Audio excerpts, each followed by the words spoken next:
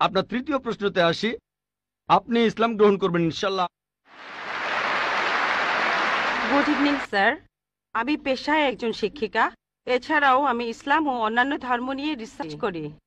আপনার নামটা কি জানতে পারি? আমি নীলিমা। আপনার লেকচারের জন্য অসংখ্য ধন্যবাদ।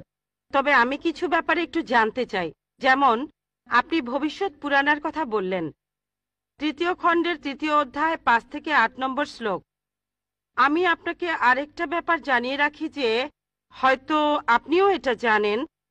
ধরেন ঈশ্বর যে নবীকে পৃথিবীতে পাঠান, সেই নবী তার উদ্দেশ্যে বলা ভবিষ্যৎবাণীগুলো পূরণ করবেন।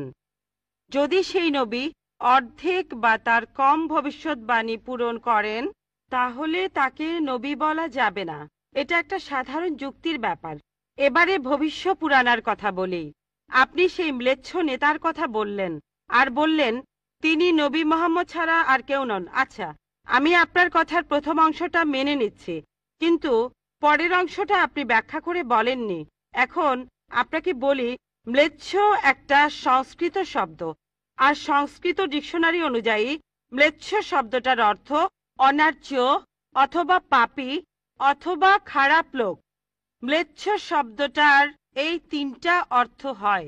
তাহলে কি বলা যায় মোহাম্মদ ছিল পাপী অথবা খারাপ লোক? আরেকটা ব্যাপার হলো, এই ভবিষ্যৎবাণীর দ্বিতীয় শর্তটা, সেটা হলো তিনি একটা মরুস্থলে জন্মাবেন। মরুস্থল এর অর্থ মৃতদের স্থান, কারণ মরু শব্দটা এসেছে সংস্কৃত মৃ থেকে, যার অর্থ মৃত্যু। তাই এখানে অবশ্যই আরবের মরুভূমির কথা বলা হচ্ছে না, কারণ সেটা ছিল অনুর্বর ভূমি আর যুদ্ধক্ষেত্র। এরপরে আমি ৩ নম্বর পয়েন্টে আসছি। এই ভবিষ্যৎবাণীতে বলা হয়েছে যে এই ম্লেচ্ছ নেতা তিনি গোসল করেন পঞ্চগাভিয়া আর গঙ্গা নদীতে।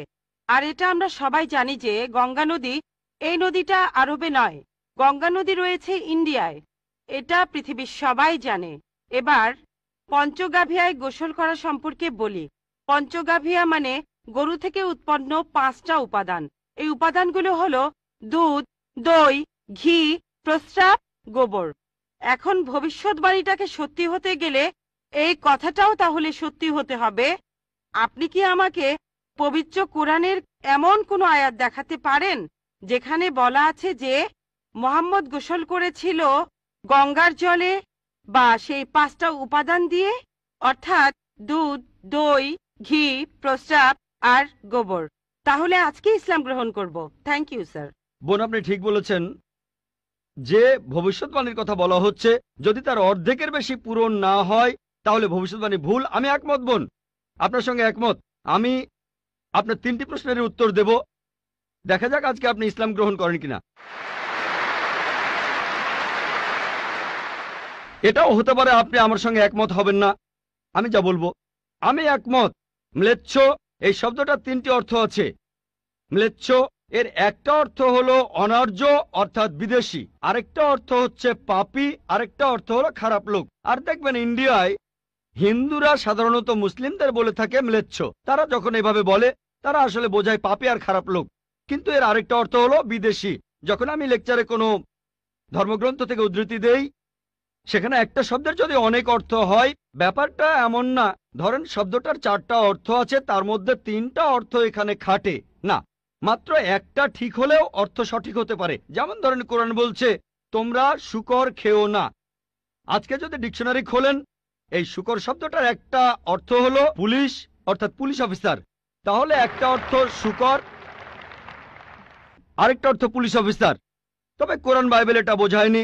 বাইবেলে বুক অব লেভিটিকাস 11 অধ্যায় 7 থেকে 8 অনুচ্ছেদে আছে, বুক অব ডিউটেরোনমি 14 অধ্যায়ের 8 অনুচ্ছেদে আছে, বুক অব আইজায়া 65 অধ্যায়ের 2 থেকে 5 অনুচ্ছেদে আছে। বলা হয়েছে তোমরা শূকর খেও না, কিন্তু পুলিশকে বোঝায়নি বাইবেল।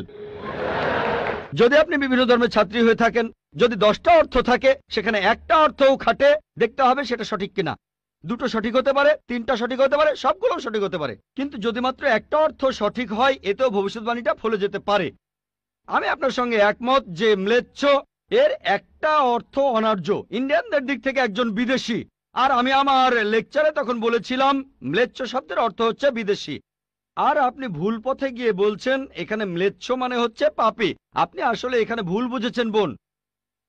যদি আপনি বলেন কোরআন আর বাইবেল বলছে পুলিশদের খেও না, তার মানে আপনি বিভিন্ন ধর্মের উপর ছাত্রী নন, আপনি তাহলে এক পেশে। একটা অর্থে যদি ভবিষ্যৎবাণীটা পূরণ হয়। আরেকটা কথা, যদি সন্দেহ থাকে, আমি আরো 10টা পয়েন্টের কথা বলেছি, সবগুলোকে খণ্ডন করতে পারবেন না।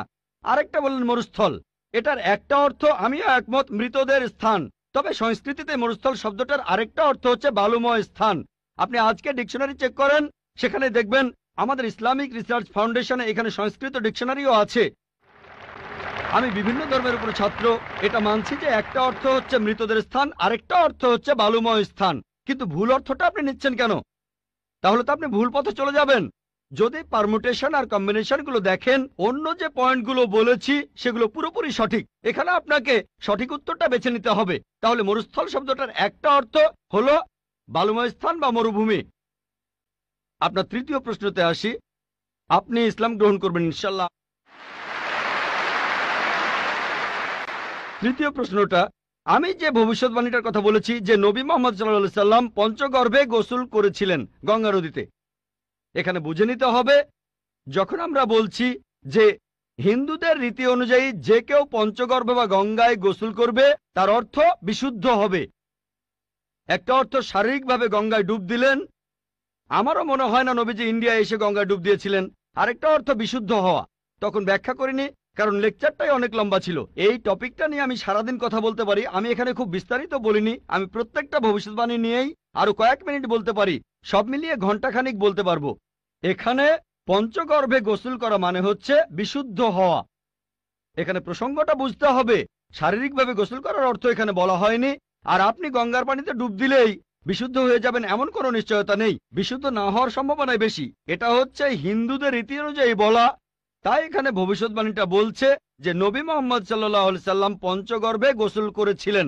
তার মানে এই না যে তিনি এখানে এসেছিলেন, মানে হলো আল্লাহ তাআলা তাকে বিশুদ্ধ করেছিলেন। আমরা বিশ্বাস করি যে আল্লাহ তাআলার সকল নবী, সকলেই হোক তিনি মুসা বা ঈসা আলাইহিস সালাম অথবা মুহাম্মদ সাল্লাল্লাহু আলাইহি সাল্লাম, তারা সকলেই ছিলেন মাসুম, তারা ছিলেন নিষ্পাপ, ছিলেন বিশুদ্ধ। তাহলে আল্লাহর সকল নবী, আল্লাহ যাদের পৃথিবীতে পাঠিয়েছিলেন, আমরা মানি যে তারা সকলেই নিষ্পাপ, সকলেই মাসুম, সকলেই বিশুদ্ধ। তাহলে আপনার উত্তরটাও পেলেন। আশা করি ইনশাআল্লাহ আপনি ইসলাম গ্রহণ করবেন বোন।